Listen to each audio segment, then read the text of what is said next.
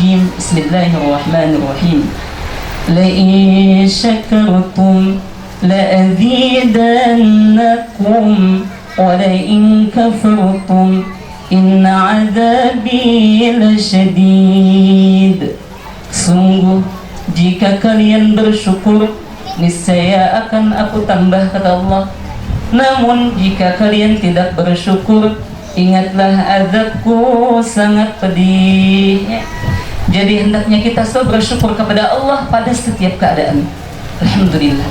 Kemudian salawat serta salam mudah-mudahan terus tercurahkan kepada baginda Nabi kita, idola kita, pimpinan kita, suri tauladan kita, panutan kita, yaitu baginda Rasulullah Muhammad sallallahu alaihi wasallam.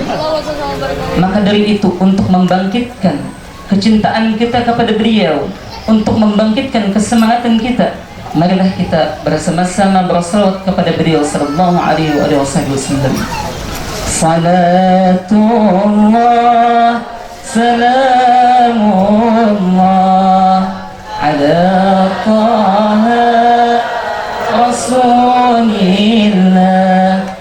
Salatullah salamullah ala yasin habibillah. Salatullah salamullah ala taha Rasulillah. Salatullah salamullah ala yasin habibillah.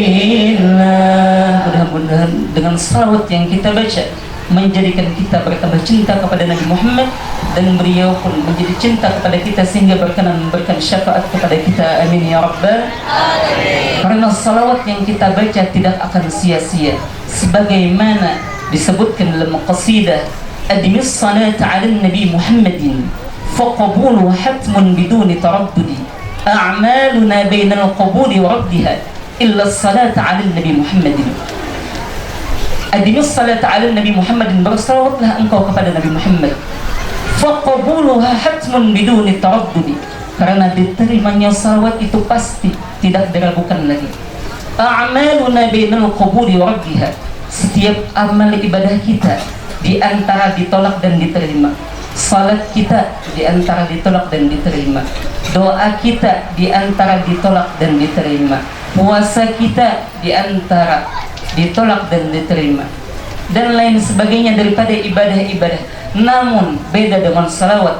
Illa salata ala nabi Muhammadin, kecuali salawat kepada Nabi Muhammad pasti diterima oleh Allah Subhanahu wa taala, walaupun orang tersebut mungkin dalam keadaan riya.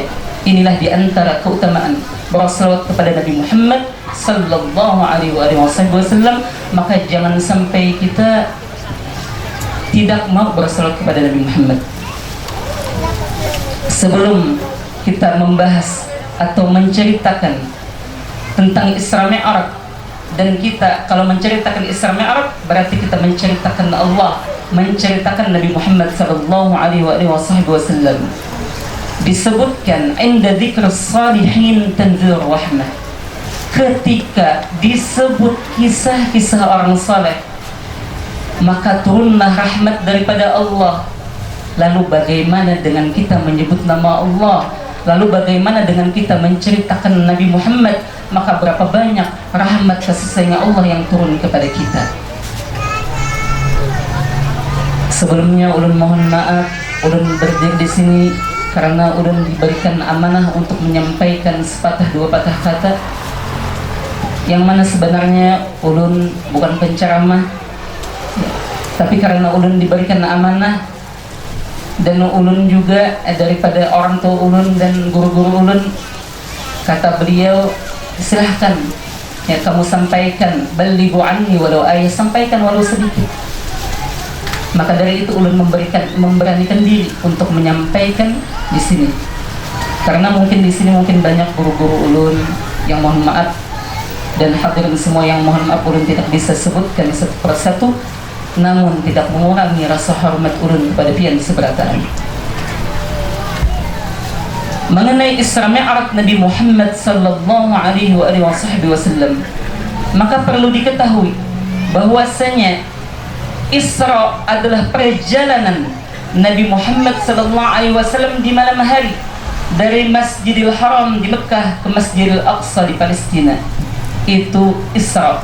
Sedangkan Mi'raj adalah naiknya Nabi sallallahu alaihi wasallam dari Masjidil Aqsa di Palestina sampai ke langit ketujuh dan sampai ke Sidratul Muntaha, sehingga beliau sallallahu alaihi wasallam bisa melihat dari Allah Subhanahu wa taala dan bercakap-cakap dengan Allah Subhanahu wa taala sebagaimana disebutkan dalam Aqidatul Awam.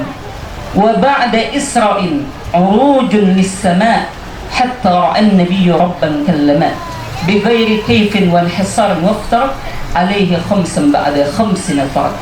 Setelah Nabi sallallahu alaihi wasallam Isra, kemudian dimi'rajkan oleh Allah, dinaikkan ke langit, sehingga Nabi sallallahu alaihi wasallam bercakap-cakap dengan Allah dan menerima perintah salat yang sebelumnya 50 waktu kemudian menjadi 5 waktu. Itulah di antara pengertian Isra Mi'raj Nabi Muhammad sallallahu alaihi wasallam. Dan Isra Mi'raj ini disebutkan oleh Allah Subhanahu wa taala dalam Al-Qur'an surah Al-Isra.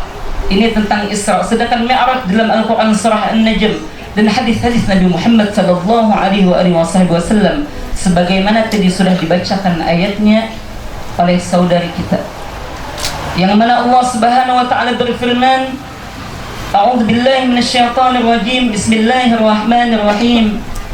Subhanalladzi asra bi'abdihi laylan minal masjidil haram ilal masjidil aqsa alladzi barakna hawlahu linuriyahu min ayatina innahu was-sami'ul basir.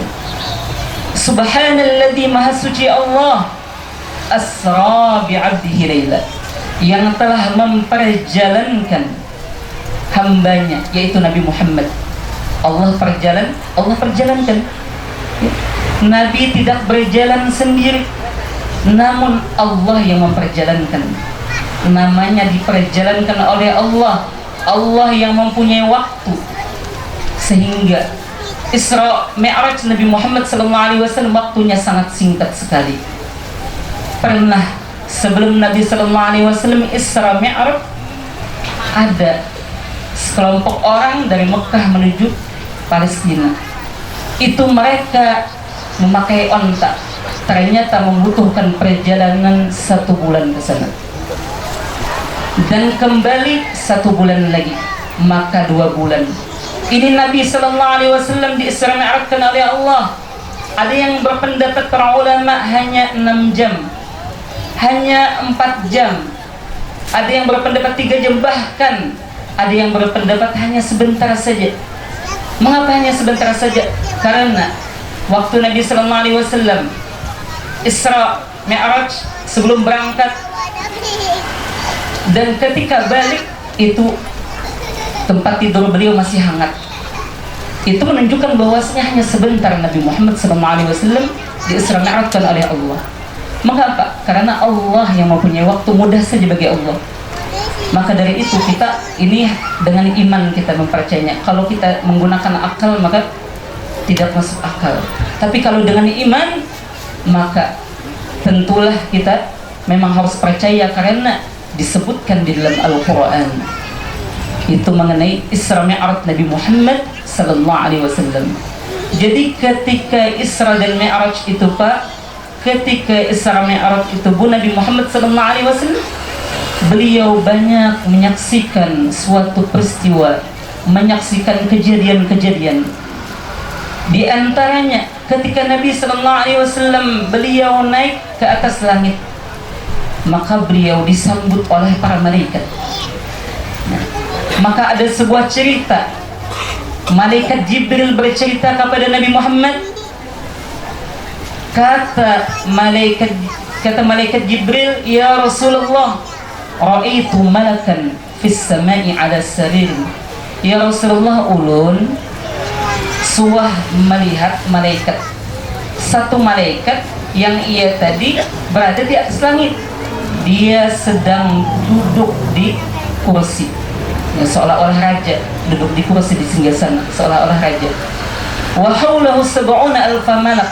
Ternyata satu malaikat tadi di sisinya ada 70.000 malaikat yang lain.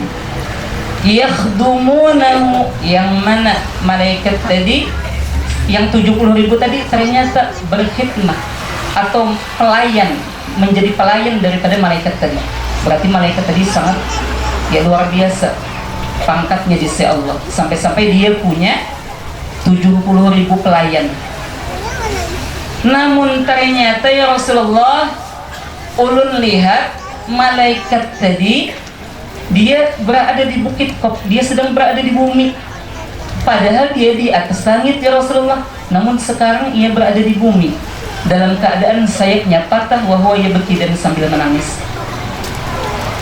Maka ketika malaikat tadi ya Rasulullah melihat ulun, maka dipanggillah ulun, ya Jibril, wahai malaikat Jibril, kita ini kan berkawan, kita ini sama pada malaikat, tolong ipang ulun nih.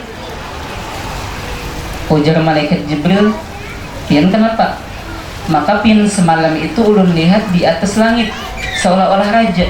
Ini kenapa pian nih terdampar, sayap patah, nangis? Kenapa? Kata malaikat tadi, ketika Nabi SAW dinaikkan ke langit, para malaikat yang lain berdiri, sedangkan aku kurang adab, aku tidak berdiri. Aku lupa kenyamanan berduduk di kursi, ujar malaikat tadi. Nah, kenyamanan ujar malaikat, sehingga aku lupa. Maka dari itu Allah Subhanahu wa Ta'ala menghukumku, kata malaikat tadi, ditaruh di bumi. Nah, maka mohonkanlah wahai malaikat Jibril kepada Allah agar supaya Allah mengampuniku. Ayo ajar malaikat Jibril, namanya kita kawan, tolongi. Lalu malaikat Jibril memohon kepada Allah, ya Allah, berikan pang kawan ulun nih ampunan. Allah Subhanahu wa Ta'ala menjawab, la kada hatta yusalli ala Muhammad, sehingga kawanmu itu, malaikat yang itu mau berasal kepada Nabi Muhammad. Maka disampaikanlah tadi kepada malaikat, kepada temannya malaikat Jibril tadi, Allah ingin mengampunimu jikalau engkau mau bersalawat. Maka malaikat langsung berasal kepada Nabi Muhammad, kembalilah sayapnya utuh seperti semula. Ya. Sehingga Allah Subhanahu wa Ta'ala berfirman di dalam Al-Quran, innallaha wa malaikatahu yusalluna 'alan nabi ya ayyuhalladzina amanu sallu 'alaihi wa sallimu taslima. Sungguhnya Allah dan para malaikat bersalawat kepada Nabi. Allah bersalawat. Ya. Kalau kita salat, Allah tidak salat. Ya. Tapi beda dengan salawat. Kita bersalawat, Allah pun sang pencipta juga bersalawat. Para malaikat bersalawat. Binatang-binatang yang ada di darat maupun di laut, di sungai bersalawat kepada Nabi Muhammad. Wahai orang-orang yang beriman, bersalawatlah kalian kepada Nabi Muhammad dan ucapkanlah salam penghormatan kepada dia. Sehingga disebutkan dalam hadis Nabi sallallahu alaihi wasallam, ma min ahadin yusallimu alayya illa raddallahu alayhi ruhi hatta arda alaihi salam. Tidaklah seorang muslim, tidaklah seseorang dia mengucapkan salam kepada Nabi Muhammad, ya Nabi salam alaika, ya Rasul salam alaika, ya Habib salam alaika, salawatullah alaika, illa raddallahu alaihi hatta arda alaihi salam, melainkan Allah langsung mengembalikan rohku sehingga aku menjawab salam kalian. Jadi ketika kita bersalawat, ketika kita mengucapkan salam kepada Nabi Muhammad tadi ketika berdirian mahlul qiyam, maka Nabi sallallahu alaihi wasallam menjawab salam kita. Salam artinya keselamatan, maka berarti kita mendapatkan doa daripada Nabi Muhammad ketika kita tadi bersalawat dan mengucapkan salam kepada Nabi Muhammad. Alaikassalam, alaikassalam, kepadamu keselamatan, semoga kepadamu keselamatan. Kita didoakan oleh Nabi. Dan pasti kalau Nabi sallallahu alaihi wasallam sudah mendoakan, insya Allah dan dapat dipastikan bahwasanya itu makbul, dikabulkan oleh Allah Subhanahu wa taala. Mudah-mudahan kita semua dan kampung kita ini diselamatkan oleh Allah Subhanahu wa taala daripada mara bahaya. Amin ya rabbal alamin. Kemudian Nabi sallallahu alaihi wasallam selain itu menyaksikan ada sebongkah batu. Allah perlihatkan ketika Isra Mi'raj ada sebongkah batu, yang mana batu ini ada lubangnya kecil. Namun dari lubang yang kecil itu ternyata keluar kerbau. Ya? Ada batu kecil, lubangnya kecil, namun yang keluar kerbau, yang keluar kerbau.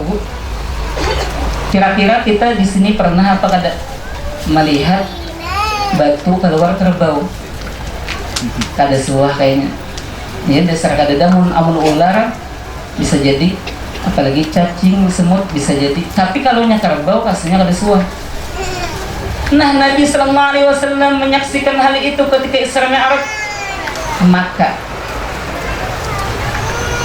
Nabi sallallahu alaihi wasallam bertanya kepada malaikat Jibril yang menemani waktu Isra Mi'raj, "Wahai malaikat Jibril, ma hadza? Apa ini?" Kata malaikat Jibril, "Ini adalah gambaran orang-orang yang dia punya mulutnya kecil namun menyebabkan permasalahan yang besar daripada mulutnya. Mulutnya kecil aja, tapi dari mulutnya menimbulkan permasalahan yang besar." Coba perhatikan, mungkin mulut kita ini kadang-kadang yang ganal, ya, halus berataan. Nah, lawan jua muntung kita ini, mulut kita ini diberi pagar oleh Allah. Nah, diberi pagar berupa gigi, berupa bibir, ya. Dan Allah ciptakan, Allah berikan cuma satu mulut kita. Kalau kita perhatikan kepala kita ini, Allah berikan mata kita dua, lubang hidung kita dua, telinga kita dua, mulut aja yang sebuting. Kenapa? Yang sebuting ini ngalih menjaganya, ya. Sehingga ya, Allah berikan gambaran, Allah tunjukkan bahwasanya ada seekor kerbau yang keluar dari lubang yang kecil tadi.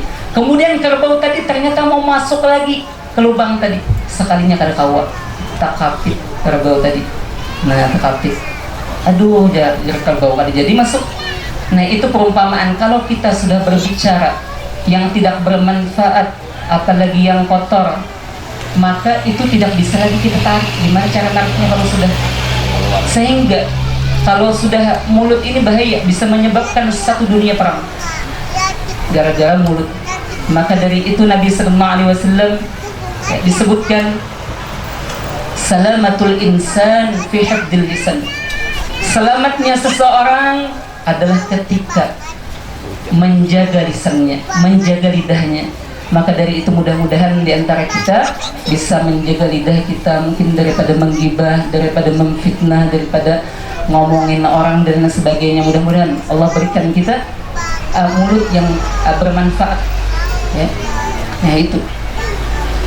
Makanya Nabi sallallahu alaihi wasallam bersabda, "Man kana yu'minu billahi wal yawmil akhir falyaqul khairan aw liyasmut." Barang siapa yang beriman kepada Allah dan hari akhir, ia beriman kepada Allah dan hari kiamat, falyaqul khairan, maka hendaklah ia berkata kebaikan. Jikalau tidak bisa berkata kebaikan, awil yasmut, maka hendaklah ia berdiam. Kalau tidak bisa kita mengatakan yang baik, maka mending diam. Itu diantara yang Nabi sallallahu alaihi wasallam lihat. Dan masih banyak lagi. Nabi sallallahu alaihi wasallam juga melihat bahwasanya ada orang yang kepalanya, suatu kaum yang kepalanya itu dihantuk-hantupakannya ke batu, berisi kepala menghantuk-hantupakan seorang ke batu. Maka Nabi sallallahu alaihi wasallam kembali bertanya kepada malaikat Jibril, "Ya Rasulullah, man haula?" Ya Rasulullah, siapa mereka ini? Kok menghantuk-hantukkan kepalanya ke batu sampai hancur batunya, hancur kepalanya, kembali lagi.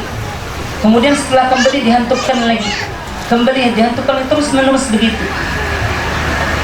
Wahai malaikat Jibril, siapa mereka ini? Maka kata malaikat Jibril, mereka adalah orang-orang yang ketika diseru untuk sholat, mereka kepalanya berat untuk melakukan sholat. Ini adalah gambaran daripada hukuman siksa neraka. Maka mudah-mudahan dengan kita ini mendengar cerita ini, kita bisa istiqomah untuk melaksanakan sholat 5 waktu. Sholat 5 waktunya dulu. Jikalau sudah bisa kita sholat 5 waktu, baru kemudian tambahkan daripada sunnah-sunnah Nabi Muhammad sallallahu alaihi wasallam.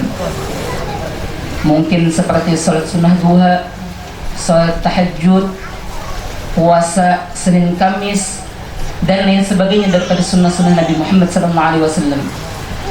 Karena Nabi sallallahu alaihi wasallam saking beliau menjaganya salat, kaki beliau sampai bengkak. Nah, pian pernah aja suah mendengar bahwa Nabi sallallahu alaihi wasallam kaki beliau pernah bengkak karena salat. Mengapa kaki beliau bengkak? Karena asik beliau tidak merasa. Ternyata beliau pada suatu malam beliau salat tahajud, qiyamul lail, di malam hari beliau salat. Beliau membaca 1 rakaat itu 5 juz, 4 halaman kurang lebih. Beliau ternyata pada 1 rakaat itu sudah bengkak kaki beliau. Dan beliau tidak merasa. Setelah beliau selesai, maka ditanya oleh salah satu istri beliau, Sayyidah Aisyah radhiyallahu anha, "Ya Rasulullah, mengapa pian sampai begini? Pian kan sudah dijamin oleh Allah masuk surga, tapi mengapa pian begini?"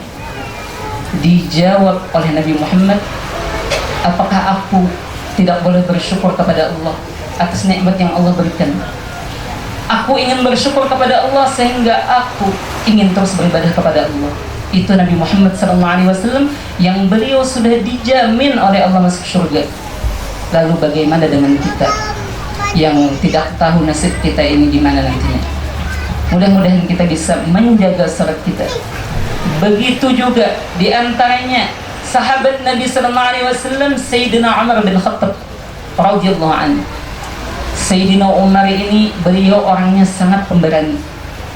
Saking pemberaninya, bukan cuma manusia yang takut, syaitan pun takut kepada beliau. Pernah beliau berjalan pada suatu jalan, syaitan mau lewat situ. Syaitan melihat Sayyidina Umar, maka syaitan itu langsung lari terbirit-birit ketakutan. Itu mengapa beliau bisa begitu? Karena iman beliau sangat tinggi kepada Allah, sangat kuat kepada Allah Subhanahu wa taala. Berapa banyak orang yang pengen membunuh beliau tapi tidak berhasil karena beliau sangat kuat sekali. Sehingga pada suatu subuh, waktu salat subuh, beliau menjadi imam, mengimami para sahabat yang lain. Ketika beliau salat, Allahu Akbar, kemudian masuklah seorang majusi, seorang penyembah api yang mana namanya Abu Lulu'ah al-Majusi. Dia datang masuk ke masjid tersebut membawa pisau, membawa ladi.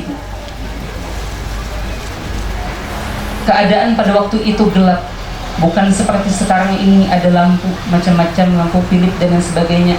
Dahulu kurang lebih 1400 tahun yang lalu kada ada lampu kayak ini kada ada.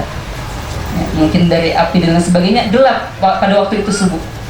Sehingga masuklah ia, lari ia mendatangi Sayyidina Umar bin Khattab, langsung ditusuknya Sayyidina Umar bin Khattab sampai kurang lebih 3 tusukan. Langsung Sayyidina Umar bin Khattab beliau terjatuh tersungkur. Salat tadi kemudian dilanjutkan oleh sahabat yang lain, dan sahabat yang lain pun juga ada yang kena tusukan tersebut. Sayyidina Umar pingsan, tidak sadarkan diri beliau.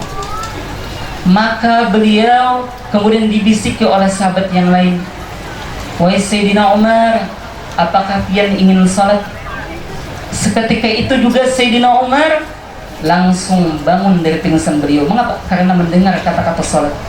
Saking beliau cintanya, hobi beliau dengan salat, maka beliau langsung bangun. langsung beliau ingin sholat dalam keadaan bercucuran darah. Kenapa? Beliau takut mungkin kalau meninggal belum sholat. Itu beliau, sehingga beliau sholat dalam keadaan bercucuran darah. Itu Sayyidina Umar bin Khattab radhiyallahu anhu. Di antaranya lagi keturunan Nabi sallallahu alaihi wasallam Sayyidina Ali Zainal Abidin. Begitu juga Syekh Abdul Qadir Al-Jailani dan para ulama-ulama yang lain. Mereka yaitu salat sunnah 1000 rakaat setiap malam. Bayangkan 1000 rakaat setiap malam. Begitu Imam Hanafi, itu beliau salat sunnah 1000 rakaat setiap malam selama 40 tahun. Cerita beliau 40 tahun beliau salat sunnah 1000 rakaat, tidak tidur di malam hari untuk beribadah kepada Allah. Itu salat sunnah. Apalagi salat yang wajib, tentu tidak mereka tinggalkan. Kita mungkin tidak bisa seperti mereka, tapi kita bisa menyerupai mereka. Kalau kita tidak bisa 1000, minimal 2 rakaat, paling sedikit 2 rakaat kita bangun di tengah malam, salat tahajud, memohon kepada Allah, dan itu pasti dikabulkan oleh Allah. Mengapa? Karena itu doa yang mustajab di malam hari. Makanya Nabi sallallahu alaihi wasallam Isra Mi'raj itu di malam hari. Nah, di antaranya juga Allah perlihatkan surga. Tadi Allah perlihatkan mereka ini surga. Nabi sallallahu alaihi wasallam melihat bahwasanya ada sekelompok orang yang mereka menanam suatu tanaman. Pada hari itu ditanam, pada hari itu juga memanen. Pada hari itu menanam, hari itu juga memetik. Maka Nabi sallallahu alaihi wasallam bertanya lagi kepada malaikat Jibril, "Wahai malaikat Jibril, man haula, siapa mereka ini?" Kata malaikat Jibril, "Mereka adalah umatmu ya Rasulullah, yang mereka berjihad di jalan Allah, memperjuangkan agama Allah. Maka mereka itulah, seperti itulah gambaran mereka mendapatkan balasan daripada Allah. Allah berikan balasan yang berlipat ganda." Itu di antara yang Nabi sallallahu alaihi wasallam lihat daripada Isra Mi'raj Nabi Muhammad sallallahu alaihi wasallam, dan juga menerima perintah salat 5 waktu. Dan kita berkumpul di sini, mudah-mudahan dengan kita sama-sama memperingati Isra Mi'raj Nabi Muhammad ini, kita dikumpulkan bersama Nabi Muhammad sallallahu alaihi wasallam. Mengapa? Karena ini bentuk cinta kita kepada beliau sallallahu alaihi wasallam. Sebagaimana disebutkan oleh Nabi sallallahu alaihi wasallam, al-mar'u ma'a man ahabba. Seseorang akan dikumpulkan bersama dengan orang yang ia cintai. Kita cinta dengan Nabi Muhammad, kita cinta dengan para alim ulama, maka kelak kita akan berkumpul bersama mereka di syurganya Allah Subhanahu wa taala, walaupun amal kita tidak sama seperti mereka.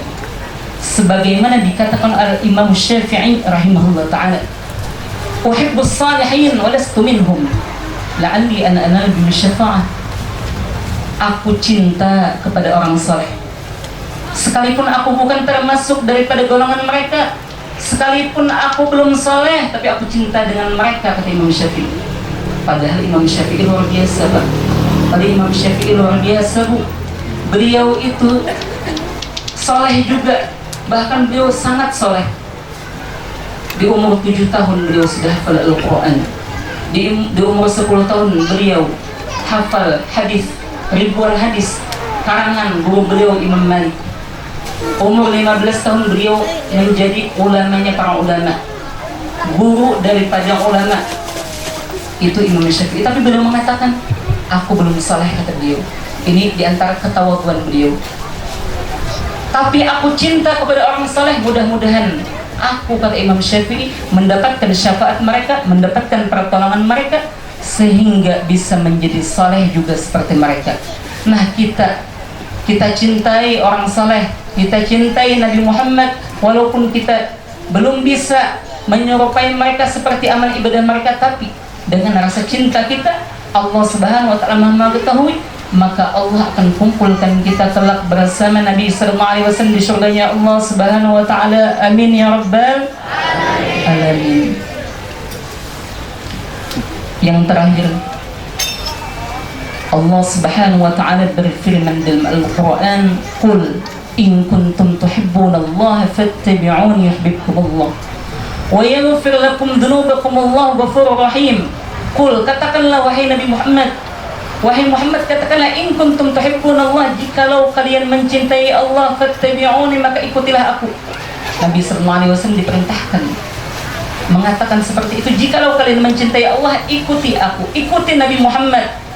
Kalau kita sudah bisa mengikuti Nabi Muhammad, akhlak Nabi Muhammad, sunnah-sunnah Nabi Muhammad kita jalankan, yuhibbukumullah, maka kita akan mendapatkan kecintaan dari Allah. Wa yaghfir lakum dzunubakum, dan Allah akan ampuni dosa-dosa kita. Mengapa? Wallahu ghafurur rahim, karena Allah Maha Pengampun lagi Maha Penyayang. Ya. Mudah-mudahan yang sedikit ini menjadikan manfaat daripada kita, sehingga masuk ke dalam hati kita, kita introspeksi diri kita bagaimana keadaan kita saat ini. Mudah-mudahan kita bisa semakin meningkatkan keimanan dan ketakwaan kita kepada Allah Subhanahu wa taala. Mungkin ini yang dapat ulun sampaikan. Jikalau ada salah khilaf, mohon dimaafkan, atau bisa pian memadahi ulun langsung, yang mana jikalau ada ulun salah, padahi aja langsung pada Papa. Mungkin ini saja yang dapat ulun sampaikan. Hadza minni wal afu minkum, wassalamualaikum warahmatullahi wabarakatuh.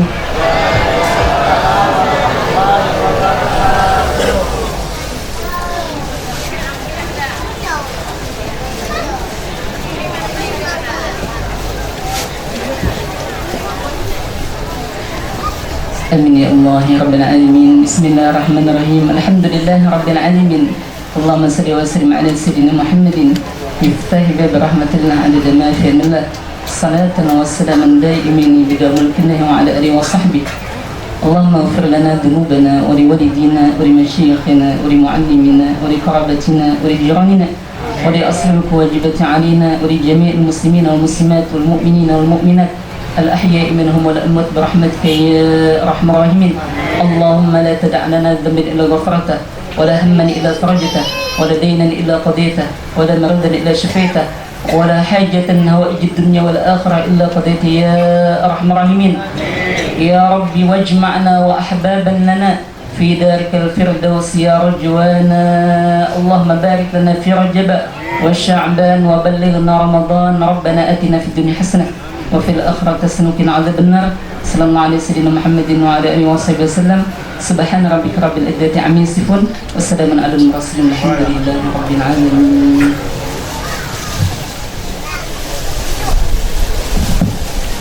Alhamdulillah, demikianlah ceramah agama beserta pembacaan doa yang telah disampaikan oleh Ustadz Muhammad Said. Mudah-mudahan kita bisa memetik mutiara yang terkandung di dalam peringatan Isra Mi'raj Nabi Muhammad SAW ini. Sebelum mengakhiri acara ini, marilah kita bersama-sama membaca hamdalah. Alhamdulillahirabbil alamin. Kami selaku panitia penyelenggara, apabila ada ucapan dan tingkah laku yang kurang berkenan di hati, kami mohon ampun maaf yang sebesar-besarnya. Akhirul kalam, assalamualaikum warahmatullahi wabarakatuh.